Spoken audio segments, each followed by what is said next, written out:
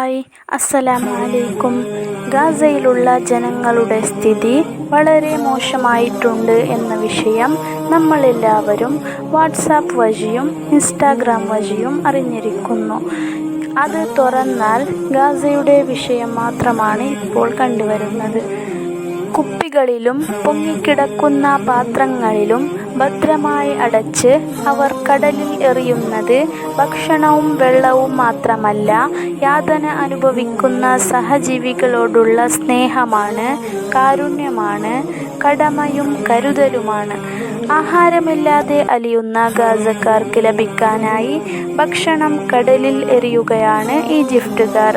അവ ഗാസയിൽ എത്തുമെന്ന് ഉറപ്പില്ല. എങ്കിലും തിരമാലകൾ അവയെ തീരത്തിലെത്തിക്കുമെന്ന പ്രതീക്ഷയിൽ പ്രാർത്ഥനയോടെ ഏറിത്തുടരുകയാണ് ആയിരങ്ങൾ. പട്ടിണി മരണം മനമ്പായി മാറിയ ഗാസയിൽ വിശന്ന് കരഞ്ഞ് തളർന്ന കുഞ്ഞുങ്ങളുടെ ദയനീയ ദൃശ്യങ്ങളാണ് ഈജിപ്തുകാരെ ഈ ദൗത്യം ഏറ്റെടുക്കാൻ പ്രേരിപ്പിച്ചത്. ഗാസയിൽ ഭക്ഷണം ലഭിക്കാതെ ഇതുവരെ ഇരിഞ്ഞടങ്ങിയത് 123 ജീവനുകൾ. പട്ടിണി കിടന്ന് എല്ലും തോലുമായി ഈ ലോകത്തോട് വിട പറഞ്ഞത് 83 കുട്ടികൾ. ഈ അവസ്ഥയിൽ മനനൊന്ത് സാറയുടെ മനസ്സിലുദിച്ച കാര്യമാണ് ഈജിപ്തുകാരെ ഏറ്റെടുത്തിട്ടുള്ളത്. അരിയും പരിപ്പും പയറുമൊക്കെ ശേഖരിച്ച് വൃത്തിയുള്ള പ്ലാസ്റ്റിക് കുപ്പികളിൽ അവ നിറച്ച് ലക്ഷ്യസ്ഥാനത്ത് തെറ്റാതെ എത്താൻ ദൈവത്തോട് പ്രാർത്ഥിച്ച് കടലിൽ ഒഴുക്കുകയാണ് ചെയ്തത് ഈജിപ്തുകാർ. ഓരോ കുപ്പിയിലും ഒരു ചെറിയ കടലാസ് വെച്ചു.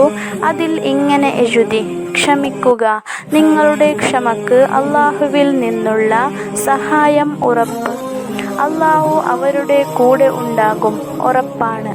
എന്നാലും നാം അവർക്ക് പ്രാർത്ഥിക്കുക: അല്ലാഹുവേ, ആ പട്ടിണിയുള്ള ഗാസയിലെ ജനങ്ങൾക്ക് നീ ക്ഷമ നൽകണമേ, അവരെ നീ രക്ഷിക്കണേ റഹ്മാനെ. എല്ലാവരും അവർക്ക് വേണ്ടി ദുആ ചെയ്യുക. Pray for Gaza. അവരെ പോലെയുള്ള അവസ്ഥ ഇനി ആർക്കും എത്തിക്കല്ലേ അല്ലാ. ആമീൻ. ആദ്യമായി എൻ്റെ ചാനൽ കാണുന്നവരാണെങ്കിൽ ലൈക്ക് ചെയ്ത് സപ്പോർട്ട് ചെയ്ത് സബ്സ്ക്രൈബ് ചെയ്യുക. ഇനിയും നല്ല നല്ല വീഡിയോസ് ആയിട്ട് വരുന്നതായിരിക്കും ഇൻഷാ അല്ലാഹ്.